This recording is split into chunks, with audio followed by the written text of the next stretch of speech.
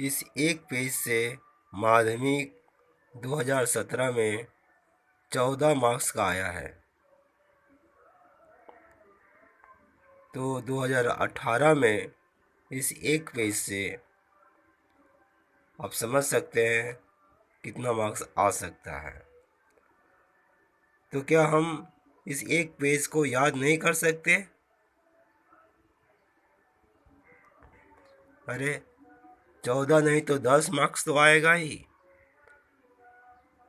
तो कर सकते हैं ना। तो आइए अब देख ले यह पेज किस विषय का, भूगोल के किस विषय पर है और कैसे 14 मार्क्स आया है, और 2018 में या आगे के वर्षों के लिए भी यह कैसे कारगर होगा।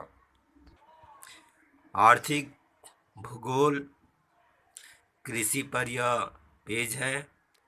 ये जो पूरा का पूरा है सिलेबस के आधार पर लिखा हुआ है। तो पहला जो है टॉपिक, भारतीय कृषि की प्रमुख विशेषताएं। सिलेबस में 10 टॉपिक दिया हुआ है, तो ये 10 यहाँ लिखा हुआ है। भारतीय कृषि की प्रमुख विशेषताएं। पहला, जीवन निर्वहन कृषि, जनसंख्या का दबाव, पशु शक्ति की महत्ता, मानसून पर निर्भरता, सिंचाई का उपयोग, खेतों का छोटा आकार, कीटनाशकों एवं रासायनिक खादों का अनियंत्रित उपयोग, चारा फसलों के उत्पादन को महत्व नहीं देना, खाद्य फसलों की प्रमुखता, खाद्यान्न फसलों की विविधता। अगला टॉपिक है उपयोग के आधार पर फसलों का वर्गीकरण। 5 तरह के हैं। उपयोग के आधार पर फसलें 5 तरह के होते हैं। खाद्यान्न, नकदी फसलें, रेशेदार फसलें, पेय फसलें और बागानी फसलें। इनका परिभाषा और फसलों का उदाहरण देख लेना है। आगे देखते हैं ऋतुओं के आधार पर फसलों का वर्गीकरण। 3 है। खरीफ वर्षाकालीन फसलें, रबी शीतकालीन फसलें, जायद ग्रीष्मकालीन फसलें। इनका उदाहरण देखना है। और यह जो 5 मार्क्स का रहता है परीक्षा में भौगोलिक दशाओं के ऊपर, यहाँ पर आप इस जगह पर सिलेबस के हिसाब से जो फसल दी जाती है उनमें से कोई एक रहेगा। जैसे 2017 में गन्ना का आया था, तो गन्ना यहाँ बैठाएंगे और उत्तर होगा गन्ना की खेती के लिए आवश्यक भौतिक दशाओं का वर्णन, जिसके तहत भौगोलिक दशाएं और आर्थिक दशाएं हैं। भौगोलिक दशाओं के अंतर्गत लिखना है जलवायु, जिसके तहत तापमान, वर्षा। तीसरा मिट्टी, धरातल, मांग और बाजार, श्रम एवं पूंजी। तो ये है आर्थिक दशाओं के अंदर ये दोनों, और ये तीनों भौगोलिक दशाओं के अंदर है। इनके बारे में लिख देना है। अगला है डिस्ट्रीब्यूशन। फसल, चावल, गेहूं, गन्ना, कपास, चाय, कहवा, मिलेट। मिलेट के अंतर्गत ज्वार, बाजरा, रागी। राज्य में स्थान प्रथम, द्वितीय और तृतीय इस चार्ट के माध्यम से बैठा लेना है मन मस्तिष्क में। चावल पश्चिम बंगाल प्रथम स्थान है, उत्तर प्रदेश द्वितीय और तृतीय है आंध्र प्रदेश। इस तरह गेहूं का प्रथम स्थान उत्तर प्रदेश, गन्ना का उत्तर प्रदेश, कपास का गुजरात, चाय का असम, कहवा का कर्नाटक, ज्वार का महाराष्ट्र, बाजरा का राजस्थान, रागी का कर्नाटक। तो ये प्रथम, द्वितीय और तृतीय स्थान दिया हुआ है। इसमें जो सेकंड लिखा हुआ है, अर्थात चावल, गेहूं और चाय, दुनिया में भारत द्वितीय स्थान पर है चीन के बाद।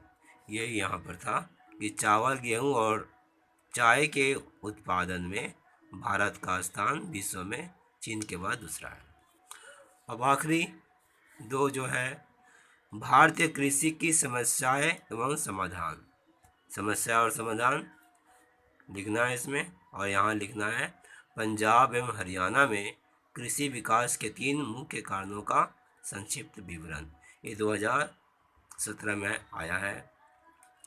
2017 में जो बड़े बड़े प्रश्न हैं वो जो है ये आया है एक, और इसके जगह पर गन्ना आया हुआ था इसमें, तो ये 5 और ये 2 या 3 मार्क्स का है। तो हम देख लेते हैं आगे। ये 3 मार्क्स का आया था, ये 5, तो 5 और 3 8। बाकी इसमें आया था निर्वहन, जीवन निर्वहन कृषि क्या है। और जो शॉर्ट क्वेश्चन थे हम देख लेते हैं कि 2017 में इस एक पेज से ही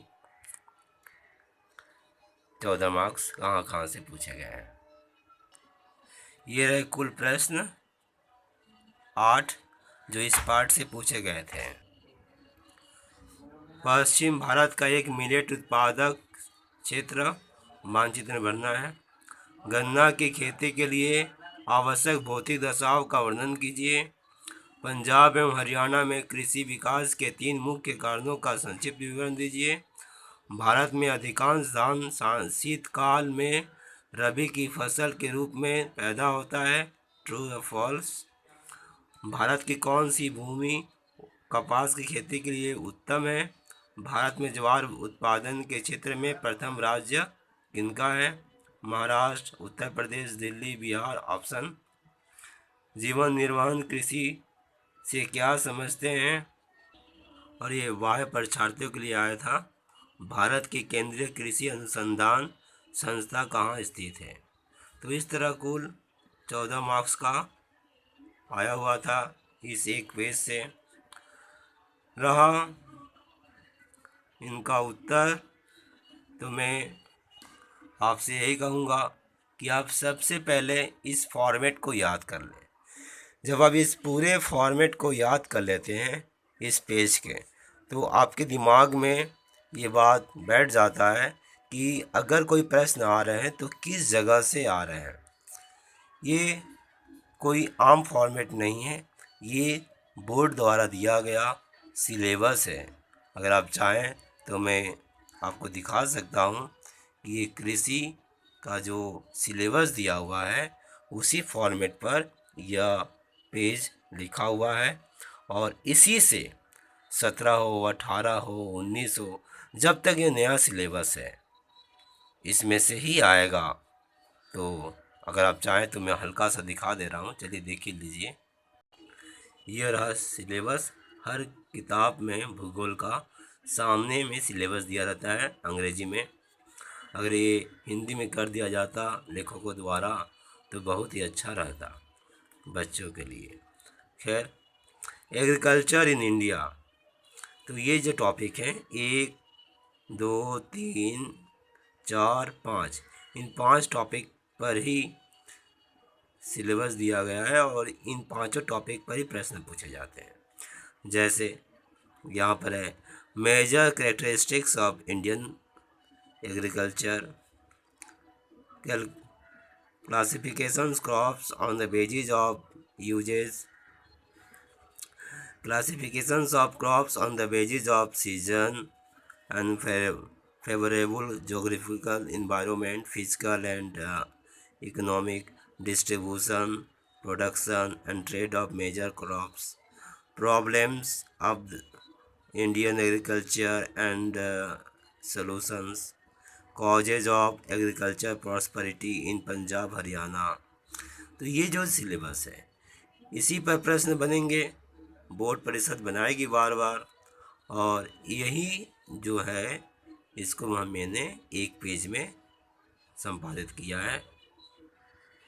सो यह एक पेज ऐसा नहीं है कि सजेशन है, बल्कि यह पूरा सिलेबस का पूरा है कृषि पाठ पर।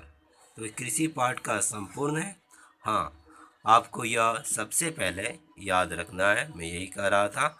उसके बाद सेकंड पार्ट में मैं, यह पहला पार्ट है, सेकंड पार्ट में मैं इनका किसे कहते हैं, इनके बारे में कुछ लिखने की कोशिश करूँगा।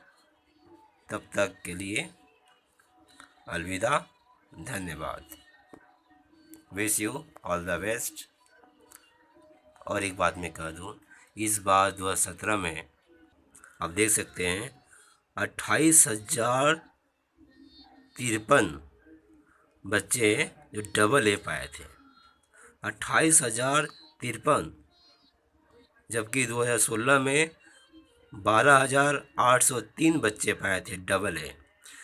आप समझ सकते हैं 28,000 बच्चे पा सकते हैं डबल ए, तो क्या हम नहीं पा सकते? पा सकते हैं। बस सिलेबस के हिसाब से तैयारी करना है और प्रश्न पत्र का समाधान करना है। लिखावट त्रुटिहीन होना चाहिए, सुंदर लिखावट होना चाहिए, और बाकी मेहनत, जितना मेहनत करेंगे एकमात्र सफलता मेहनत पर ही है। Wish you all the best.